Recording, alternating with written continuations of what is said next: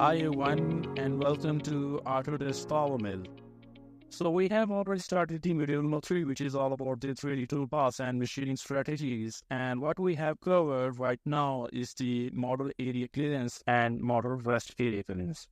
So both of these toolpaths, I hope you like it and you know the parameters, how we can set the parameters, how we get the model area clearance and model rest area clearance. So now it's time to do the model profile. So let's get started and see how we can do the model profile using the 3D toolpaths and machine strategies. Let's get started.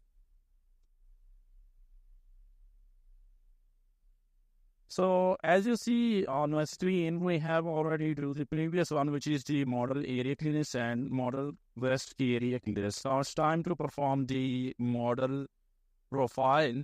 So let's do the model profile. So what you have here is the toolpath. Just go to toolpath and on the 3D area clearance, you have the model profile. So what is the difference between model area clearance and the model profile? It's all about the shape of the model. As you see that we have the inner curved surface of the model and the outer curved surface of the model. So it will definitely follow the profile of the surface or profile of the model to create a toolpath according it and remove that material from the stock model, and then will create a look like a model. So therefore, the difference between model area clearance is that in the model area clearance, it will definitely follow the profile, but it takes out the offset of that profile and create the toolpath to remove that material on the stock model. But in the model profile, it will just follow the profile surface. Either should be the outer surface, like this one is the outer surface of the model, or the inner curve of the model to perform its machining strategies. So let's get through the model profile and we'll compare it with the model area clearance. Let's get started. So just click on the model profile, click OK, and name it model profile.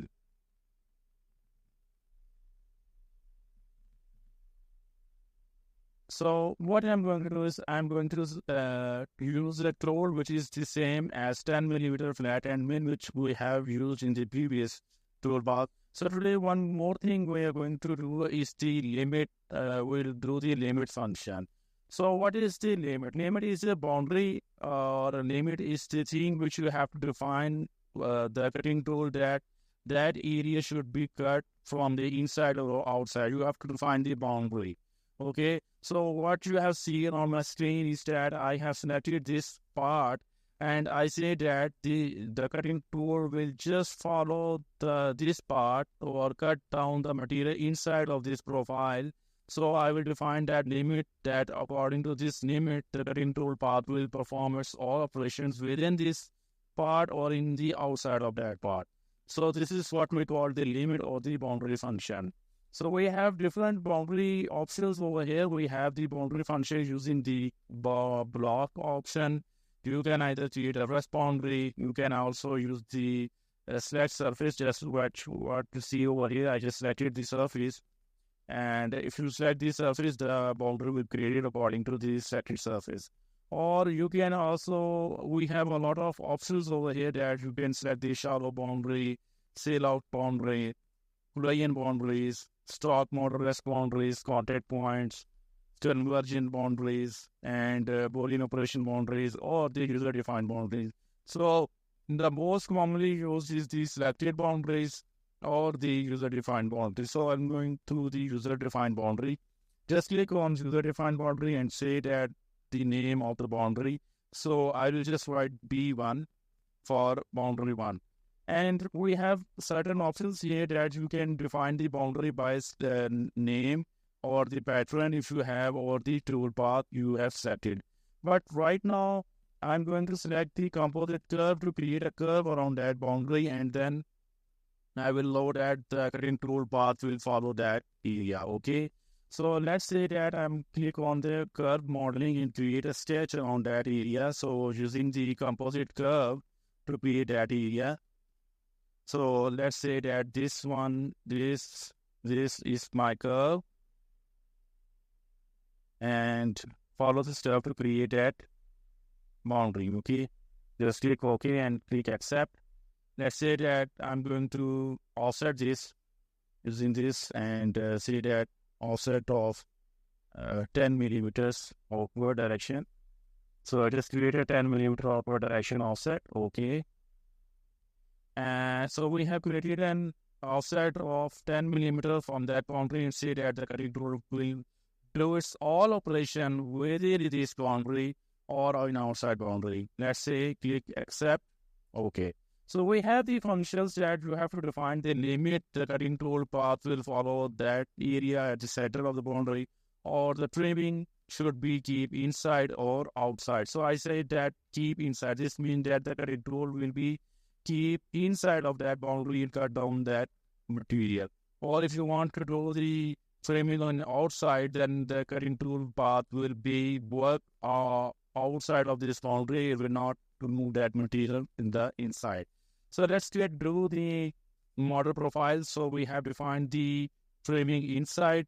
So we use the limit option here and just go to model profile. So we have the profile over here, and we said that the cutting tool direction should be climb, meaning thickness should be 0.05, and the step down is 0.05 millimeter. And all that things will be remain same. Just go to the feeder speeds and set the speeds. So we have already set the speeds in the previous videos which we have discussed. Just click on the calculate to put the model profile tool path.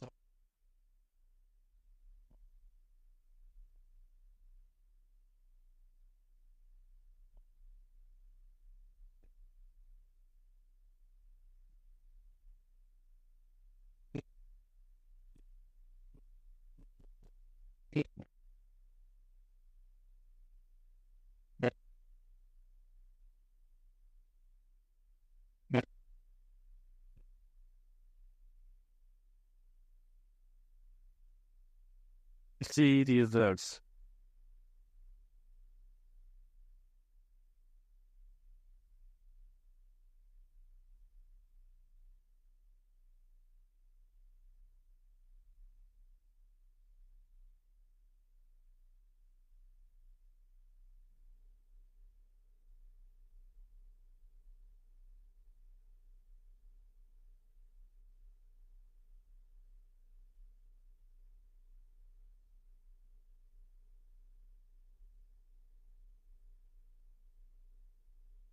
So preparing the block operation is almost completed. Now it's going to calculate the tool path, and it should be done inside of that boundary. So most of the times you have to select the boundary to perform certain operation on certain side. If you are going to perform certain operations, you need to set the boundaries on the model to say that the cutting tool will be limitized within that boundary or within that sketch. Okay. So this will help you to perform the machining operation on certain area, not on the whole model. So we have certain boundary conditions that you can use by select the surface and create a boundary, or create a sketch to create a boundary. So we have multiple options for the boundary. So what you see over here is the tool path is being created, and you see that the tool path is created inside of that boundary and cut down the material. So the tool path is all about the offset of that model, or we can say that the cutting tool is just follow the model profile to cut down that area. You see that this is the outer profile of that model, and just cut down that material within that state. So let's go and simulate it and see how it actually looks like. So go to simulation and click on this thing, And you see that this is what we have this top model actually looks like. So what I'm going to do is I'm going to click and play the model profile, and you see that the cutting tool path will just only follow that certain area and cut down the material from that area. So this is how the model profile actually works. So let me increase that speed to do this in a fast way. So this shows that the rapid moves into stock has been directed. The solution has been stopped. So this shows that the cutting tool path is applied on a certain area, and this caused the material to be plunged into the cutting tool and breakage of the tool. So therefore, it just stopped that simulation. So this will have to prevent the cutting tool breakage. So I just click on the play button again to see how it actually looks like, to give you an idea of model profile toolpath strategy. So this is cut down the material on a profile which we have created with a depth step of 0.5 millimeters. And then what is going to be done is that the cutting tool performs machining operation inside of that profile. You see this?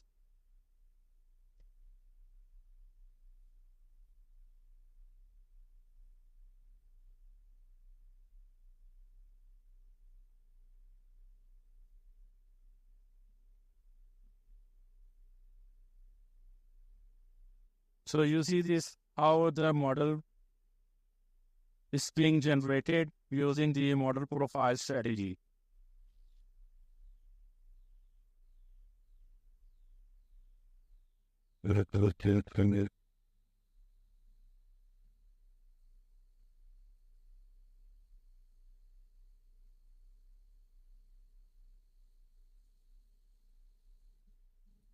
So this is how we can create the model profile. If you are going to perform the operation on the outside, just click, right click, go to settings, refresh it, and go to limit and say that keep outside. So this means that the cutting tool operation will perform only the outside of that boundary which we have created. So just click on calculated get of machining.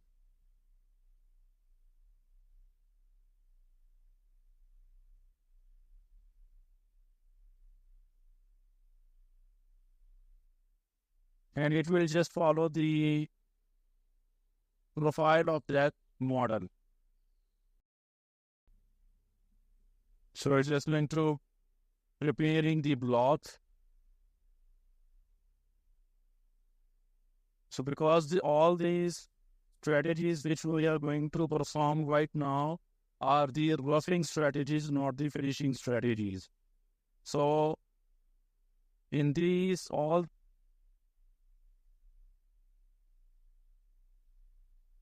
that this is a stop. So now it's going to calculate the area clearance tool path. So it's calculated, just click on close and save.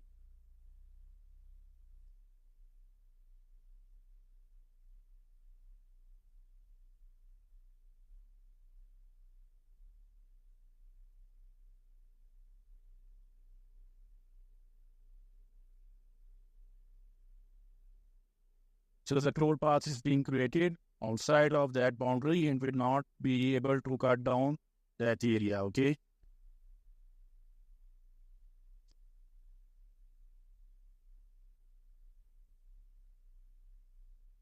Let's go and increase the speed.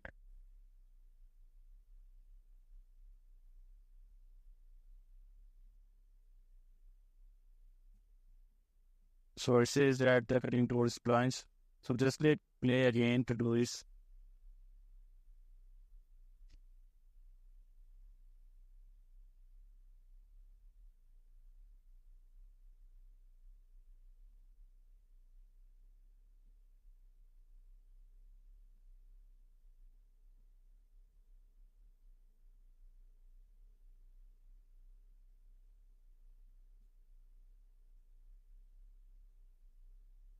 So you see that the cutting tool only perform on the outside of that boundary. If you create a boundary on that area, that this will have to remove all that material from the surface.